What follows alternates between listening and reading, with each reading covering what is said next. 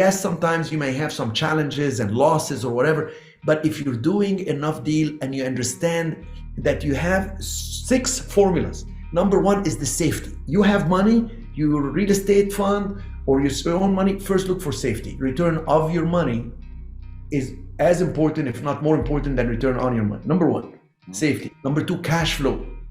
Will that deal provide me cash flow or will it provide me big cash out when I fix it and sell it? Number 3, do I have liquidity? Can I borrow against it? Can I sell it? Can I use it as extra collateral? Number 4, cash reserves. You gotta have cash reserves. It's peace of mind, opportunities when the market goes bad to use these cash reserves to get some good deals.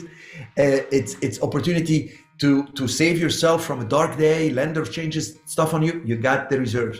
Number 5, you gotta have what I call diversification. So in my real estate fund, I'm diversified by location. San Francisco mainly, Old San Juan, Puerto Rico for activities, and Florida, west coast of Florida. Now, also get diversified by type of assets. Luxury residential, cookie cutters in Florida, mixed use commercial in Puerto Rico. And then also by style of investing.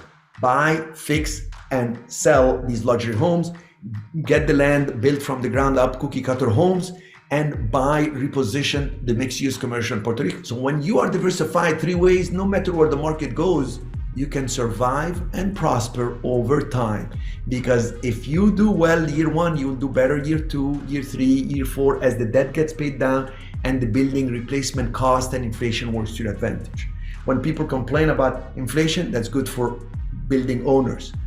And then the last thing, the number 6 thing, is actually what I call having a variety of plans. Plan B, plan C, plan D, meaning if I can sell this property, I can rent it. If I can rent it long term, I can do Airbnb. If I can't rent it Airbnb, I can then split it and do commercial. I can do office space. Maybe I can turn it into medical space. And having all these options have to do with your ability to acquire trainings and see what's out there. Observation fills out the void of knowledge that you have. You go and you look and you meet more people. And when I actually train people, I create that network. On the 26th, I got 9 people coming in for joint venture. We limited how many people per city, so they're not on top of each other. So I have people coming from Atlanta, I have somebody from Orlando, I have somebody coming from Seattle. And they all sit in the same principles. It's just different cities. And once they do 1, 2 deals, they're gone on their own. I have to train somebody else in Seattle. And we've been doing that for quite a few years, very, very successful. Thank you.